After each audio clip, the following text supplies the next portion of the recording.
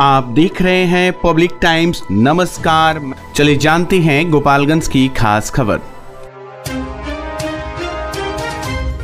गुरुवार को पूरे जिले में ईद का त्यौहार धूमधाम से मनाया गया। इस दौरान जगह जगह मुस्लिम भाई ईद का नमाज अदा करने के लिए मस्जिदों में पहुंचे और नमाज अदा करने के बाद एक दूसरे को गले लगाकर ईद की बधाई, शुभकामनाएं और मुबारकबाद दिए। वहीं एक दूसरे के घर जाकर भी ईद की मुबारकबाद देते रहे। जिला प्रशासन की तरफ से सभी मस्जिदों पर सुरक्षा के खास इंतजाम किए गए थे। पुलिस बल के साथ दंडाधिकारी भी मौजूद रहे। संवेदनशील इलाकों में लगातार पेट्रोलिंग की गई। गोपालगंज के जिलाधिकारी और पुलिस अधीक्षक ने भी गोपालगंज वासियों को ईद की मुबारकबाद देते हुए इस एकता और भाईचारे के त्यौहार पर सभी लोगों से आपसी सौहार्द के साथ त्यौहार मनाने की अपील की और इसको लेकर सभी जगह पर शांतिपूर्वक त्यौहार मनाया गया और कहीं से भी कोई विवाद की खबरें नहीं आई, क्योंकि नवरात्रि का त्यौहार भी चल रहा है। ऐसे में प्रशासन को मंदिरों की सुरक्षा में भी ड्यूटी देनी है। इस वजह से इस बार दोनों त्यौहार एक साथ पड़ने से जिला प्रशासन को थोड़ी सी चुनौती जरूर सामने दिखाई दे रही थी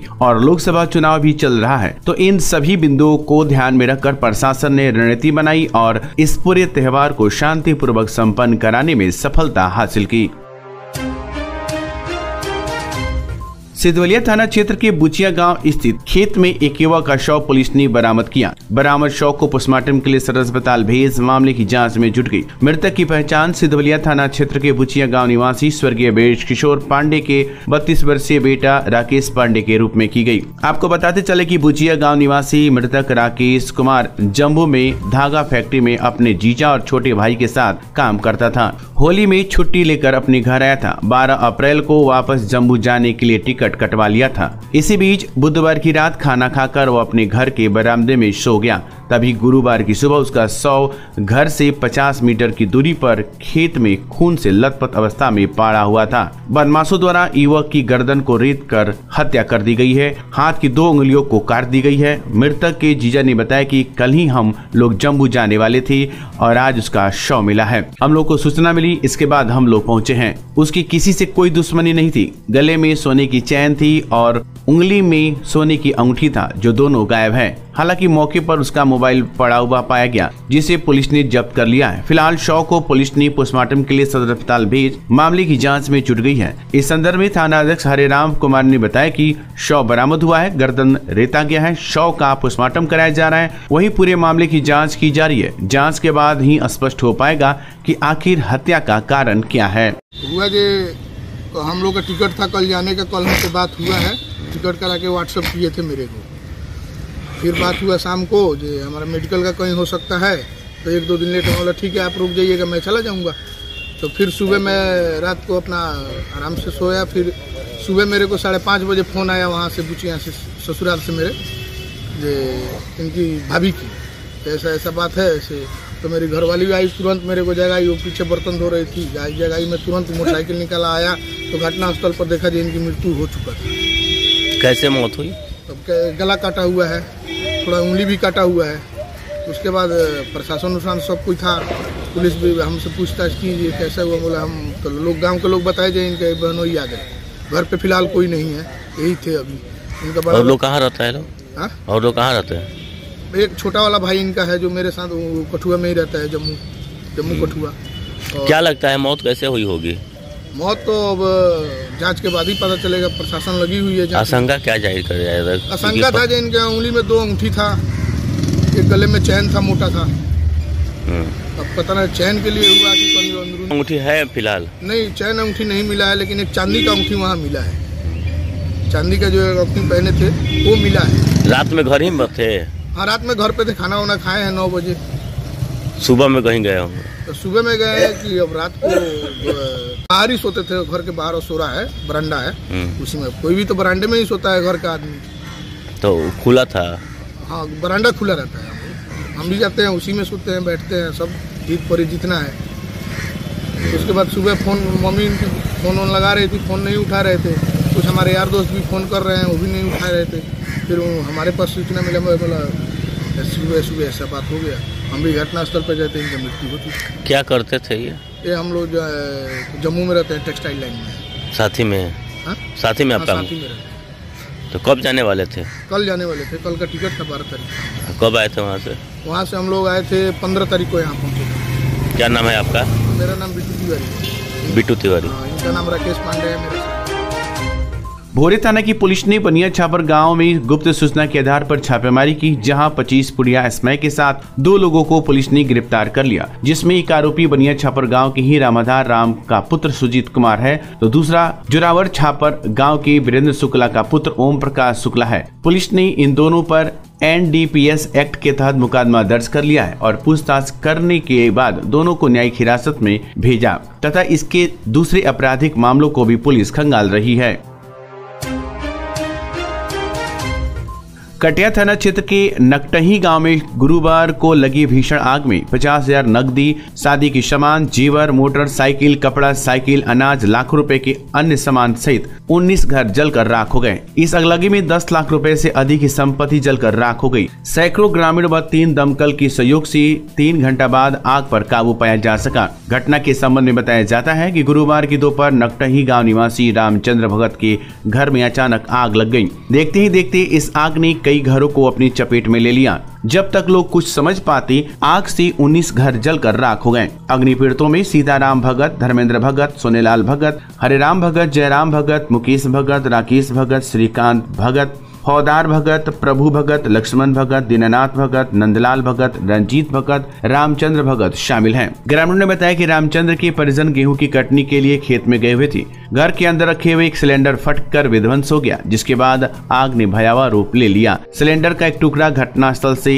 100 मीटर की दूरी पर खेत में जाकर गिरा। कुछ देर बाद बाइक की टंकी फट गई, जिससे आग और विकराल रूप ले लिया। लोगों ने बताया कि कई घरों में शादी का उत्सव था, जिसके लिए खरीदारी कर सामान को घर में ही रखा गया था। इस आग ने शादी के लिए व्यवस्थित किए गए सामान को भी जलाकर राख कर दिया। इधर घटना की सूचना मिलने के बाद CO तरुण कुमार रंजन, CI सत्येंद्र सिंह, अपर थाना अध्यक्ष आलोक गुप्ता, मुकेश अशोक गुप्ता, डीलर जयराम गुप्ता, समाजसेवी संदीप पुष्पक मौके पर पहुंचकर पीड़ितों का हाल जाना। CO ने कहा कि अगलगी में हुई क्षति का आकलन किया जा रहा है। जाँच के बाद पीड़ितों को उचित मुआवजा दिया जाएगा। वहीं स्थानीय मुखिया ने तत्काल सभी अग्नि पीड़ितों को चूरा मीठा मुहैया करवाया। अपने घर या ऑफिस को आकर्षक और डिजाइनर फर्नीचर से सुसज्जित करें, वो भी ब्रांडेड और किफायती दामों में। संतोष फर्नीचर से, जहां मिलते हैं सभी प्रकार के सोफा सेट, पलंग set, dining set, office table, chair, IMSR, Rudransh, POJ, Kohinoor, SSF, Eclipse brand के फर्नीचर, साथ ही सभी प्रकार के इलेक्ट्रॉनिक सामान के थोक खरीदारी के लिए अवश्य पधारें। संतोष फर्नीचर एवं Santosh electricals house, 8 college road, Bharat petrol pump के सामने, गोपालगंज। विगत 23 वर्षों से आपकी आस्था और विश्वास का प्रतीक crescent mission school and English medium residential school, main road Thawe, Gopalganj. और अब हमारी नई शाखा गोविंदरी थावे में भी, जो बिल्कुल अत्याधुनिक उपकरणों के साथ, जिसमें आपके बच्चों के लिए उपलब्ध है well qualified teachers, tuition for weak students, sports and game room, singing and dancing room, medical checkup, science lab, computer lab, spoken English classes, transportation facilities, playing and reading environment for students. Admission opens for class kids up to 10।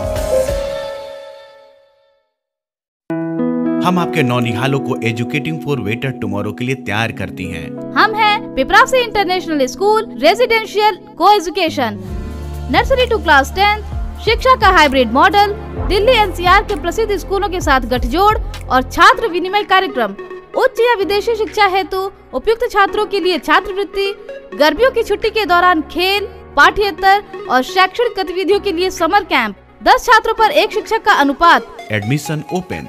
विप्रासी international school, Thawe road, Gopalganj. आपकी सेवा में विगत 73 वर्षों से विश्वास का प्रतीक Ramakrishna jewellers. हमारे यहाँ 916-750 का हुड हॉलमार्क सोने की चांदी के आभूषण मनचाहे डिजाइन के लिए अवश्य आए। साथ ही IGI द्वारा प्रमाणित हीरे के जेवर की पूरे रेंज उपलब्ध, जो मन को भावी। Ramkrishna jewellers, main road, Gopalganj.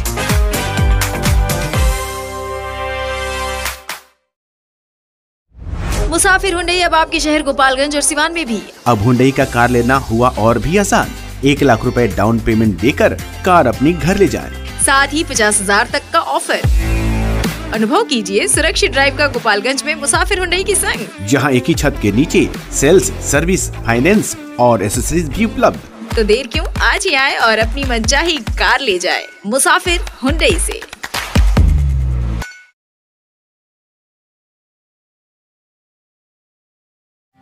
उत्कृष्ट स्वर्ण आभूषण अब आपके और भी करीब सिवान में। Real brands of Bihar Tanishq Rivaah. Wedding jewellery पाए 100% एक्सचेंज अपने पुराने सोने के गहनों पर, चाहे वो किसी भी ज्वेलर से खरीदे गए हों। 20% तक की छूट गोल्ड ज्वेलरी के बुनवाई शुल्क और डायमंड मूल्य पर। Exclusive showroom Tanishq Rivaah, near Babuniya मोड़, सिवान।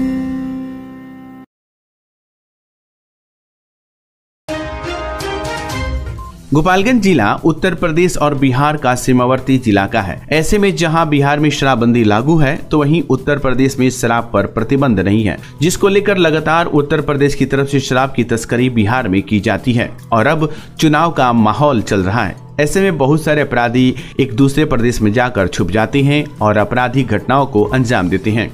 ऐसे में दोनों प्रदेश की पुलिस ने आपस में बैठक करते हुए अपराध पर नियंत्रण और शराब तस्करी पर रोक लगाने को लेकर रणनीति बनाई है। दूसरे से अपराधियों की जानकारी भी आदान प्रदान की गई ताकि पुलिस के द्वारा अपराधियों पर कड़ी कार्रवाई की जा सके और फरार अपराधियों की गिरफ्तारी हो सके।